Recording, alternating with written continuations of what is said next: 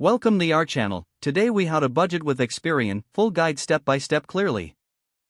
To begin budgeting with Experian, visit the Experian website and create an account if you don't already have one. Once logged in, navigate to the budgeting tool section. Familiarize yourself with the dashboard, which provides an overview of your financial status. Next, input your monthly income by selecting the Add Income option. Make sure to include all sources of income such as salary, freelance work, and any other earnings. Now, move on to the Add Expenses section.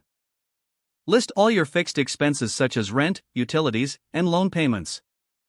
After that, include your variable expenses like groceries, entertainment, and clothing. Review all the expenses to ensure you haven't missed anything important.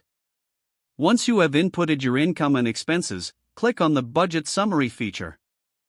This will give you an overview of your financial situation, highlighting your income versus your expenses. Take a moment to analyze your budget summary. Look for areas where you may be overspending and potential savings opportunities. If you notice any discrepancies, adjust your expenses as needed. Consider setting financial goals within the budgeting tool.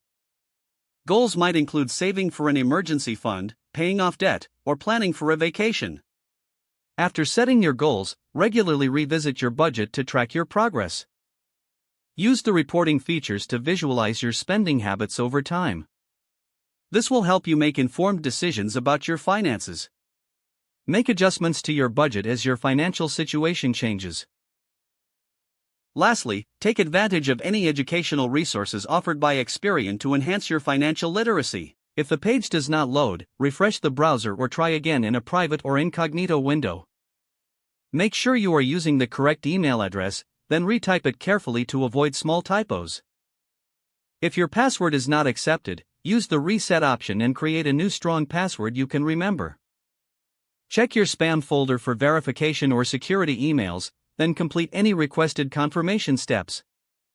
Enable two-factor authentication if available to improve account security and reduce unauthorized access risk. After signing in, review your profile details so your contact information and settings are accurate and current. If you see an error message, note it down and try again after restarting your device and internet connection. Don't forget to like this video and subscribe to our channel for more step-by-step tech guides.